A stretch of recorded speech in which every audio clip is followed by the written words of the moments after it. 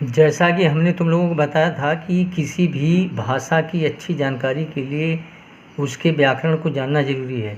इसलिए हम जो है हम लोग व्याकरण शुरू से ही पढ़ रहे हैं।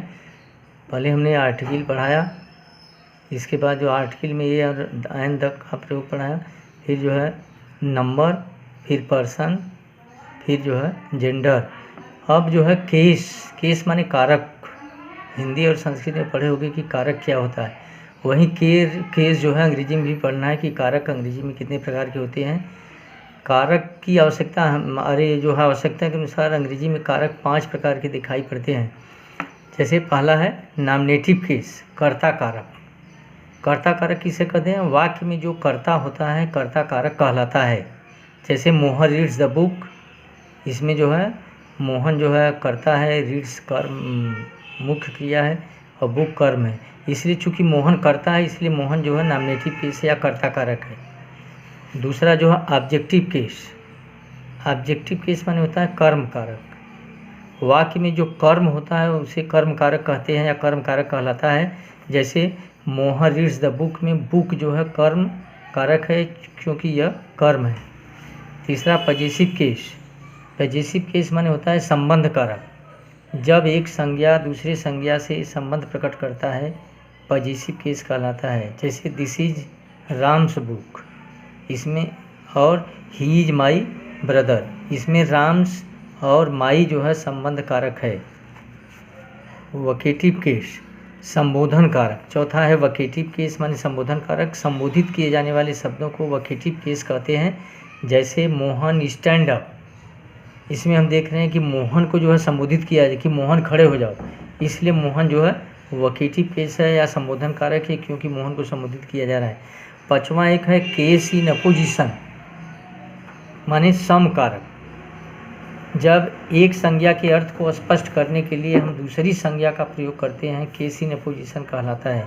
जैसे Valmiki the writer of Ramayana was a great Sanskrit poet, इसमें देख रहे हैं कि वाल्मीकि को कोई नहीं जानता। अगर कहेंगे कि द राइटर ऑफ रामायण माने वाल्मीकि रामायण के लेखक थे तो यह वाल्मीकि के अर्थ को स्पष्ट हो जाता है कि वाल्मीकि कोई कवि था जो रामायण की रचना किया। इसलिए वाल्मीकि के अर्थ को द राइटर ऑफ रामायण माने रामायण के लेखक का स्पष्ट कर रहा है, इसलिए जो है the writer of Ramayana case in apposition है।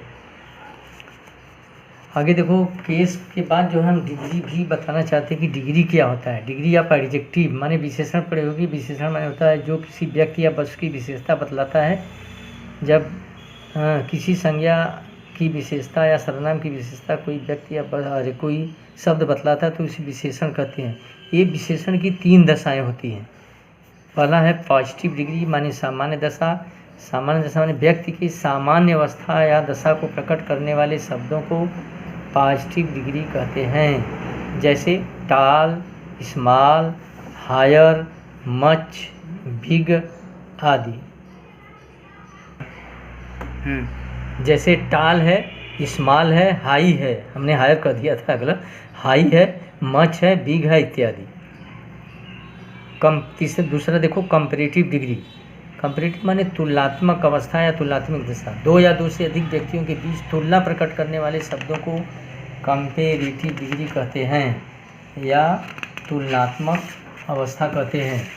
जैसे स्मॉल पॉजिटिव था उसका स्मॉलर हो जाएगा, ई आर जोड़कर बनाते हैं। टाल है तो टालर हो जाएगा, हाई पॉजिटिव है तो हायर हो जाएगा, मच पॉजिटिव डिग्री है तो इसका कंपैरेटिव मोर हो जाएगा और बिग जो है पॉजिटिव इसका बिगर हो जाएगा। तीसरा सुपरलेटिव डिग्री माने सर्वोच्च अवस्था या सर्वोच्च गुण या अवस्था। व्यक्ति या वस्तु की सर्वोच्च दशा को प्रकट करने वाले शब्दों को सुपरलेटिव डिग्री कहते हैं। जैसे स्मॉल का स्मॉलेस्ट हो जाएगा, टाल का टालेस्ट हो जाएगा, हाई का हाईएस्ट हो जाएगा, मच का मोस्ट हो जाएगा, बिगर का बिगेस्ट हो जाएगा। इसकी जो है बहुत ज़रूरत पड़ेगी। सब जो है आगे चल करके हमको इसकी बहुत, जब हम ट्रांसलेशन या अन्य ग्रामर को पढ़ेंगे तो बिना इन सब चीज़ों के उसको जो है पढ़ पाना बड़ा मुश्किल। इसलिए हम सबसे पहले जो है इन सब चीज़ों को अर्थात जो भी ये व्याकरण की चीज़ें मूलभूत चीज़ें हैं जिसके बिना जो हम अंग्रेजी की अच्छी जानकारी नहीं रख सकते, इसलिए जो इन मूलभूत चीज़ों की जानकारी होना ज़रूरी है। इसलिए तुम लोग इसको जो है पूरे जितने भी व्याकरण के मूलभूत चीज़ पढ़ाए जा रहे हैं इसको बिल्कुल याद करने का, नोट बनाकर याद करने का प्रयास करोगे।